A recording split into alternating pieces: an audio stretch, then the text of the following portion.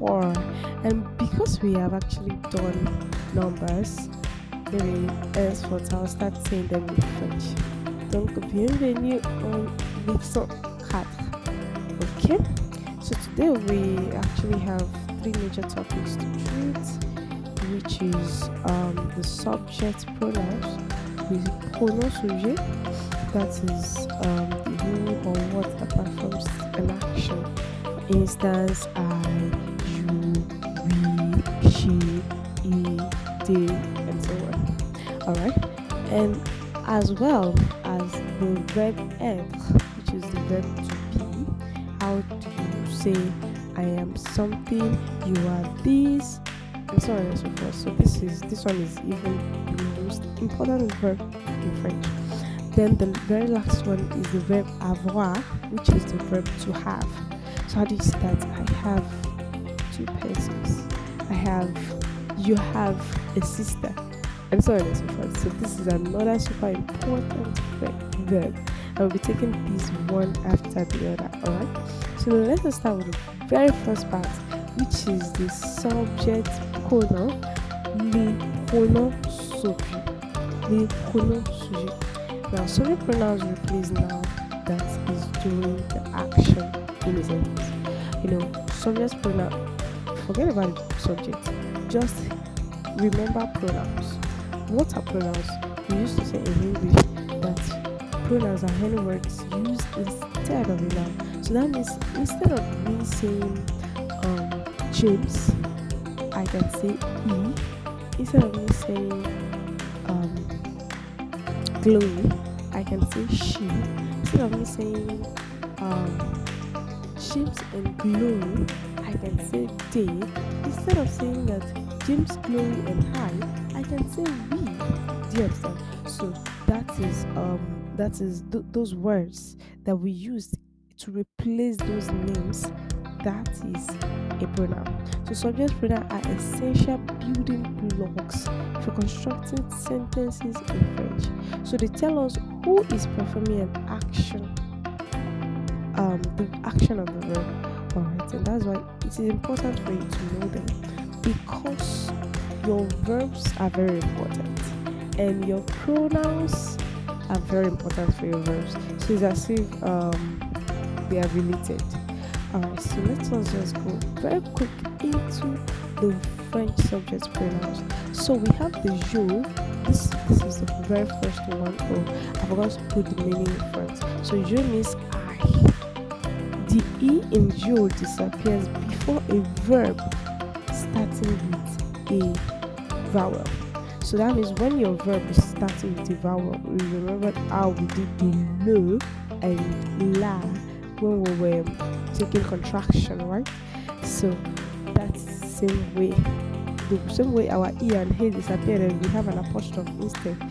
Exactly the same way. We have our e gone for good, replaced with an apostrophe for you. So it would be like, for instance, hem. Hem means to like, right? Hem means to like. So hem literally means like. And you want to say I like. Instead of saying je hem, it will be j'aime. But we'll get there. Alright. Now the second is tu. Tu it means you, and it is informal, it is singular. Now in English there are 2 types of yous, right? We have the you that is singular. We have the you that are plural. Yes. So the you that is singular is just like one person. But the you that is plural, that is 2 people, right? I can say you to you, just you alone. And I can say you to all of you that are watching me in different places, alright? So that means we have 2 types of yous. But because English doesn't really have like a pet, so they have to use the same you for you that you are one and you that you are more than one. So this you now is just one, and you use it in an informal setting, right? So you use it for your friends, your family, your children, pets, and anyone you are on the first name basis with. So it is the singular you, right? So the third is il. Il means he or it, masculine. So you use it for any masculine person or a singular masculine object. So if you can use it for a masculine object as well. It means it. So then the same thing applicable with L. L means she or it. So she for feminine person and it for who? For feminine singular object. Okay, so sorry about that. So we have the fifth one, which is nous, we, you, myself, and every other people. We in French, we actually use another should I say substitute for we, which is on. On is much more common with native speakers. It's just like the casual way of saying we, so it is not formal at all. And yeah, so but who is the normal one? So I'm telling you this so that you will find out that okay, it's on they're using. So why is this person have to choose you? So no is not even important. No is important in some scenarios. Why on is important in some scenarios as well. Alright, so the sixth one is vous. Vous is you. Not you, like you in a formal way. So it is used for both singular and plural. Now, if you want to show respect, you want to talk to your boss at work, you want to talk to your teacher like me, you want to talk to a stranger, someone you're just meeting for the first time, and you want to show respect, right? That is what you use.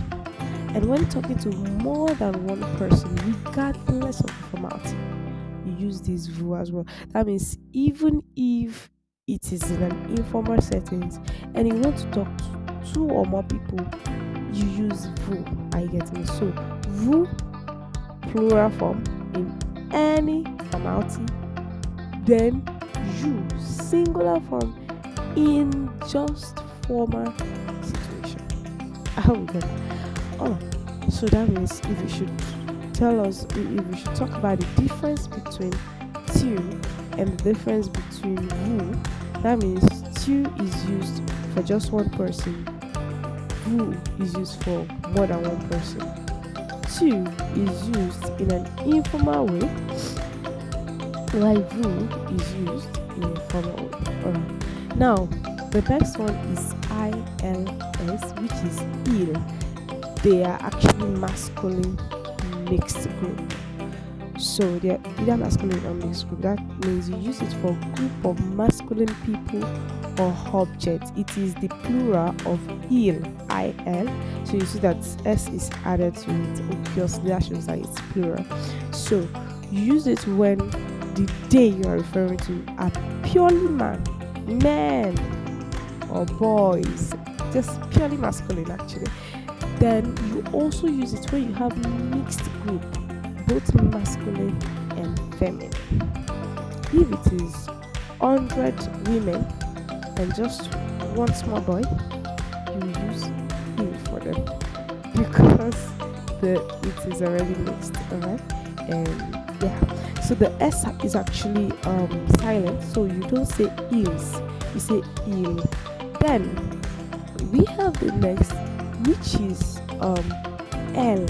L is feminine for they, the feminine version of they, and of course it is plural as well. So you use it for a group of only feminine people or objects. So if the people you are referring to, if they are just, if we have 100 women, one man, you will not use this L again. So that means it is when they are only female, that is when you use this L. So you are sure that the people, the day you are referring to, are just feminine. Then you use this particular day for them. And as well, the S is silent. You will actually see all these things in use in the next lesson, in the next part rather, and I'd love to see you there.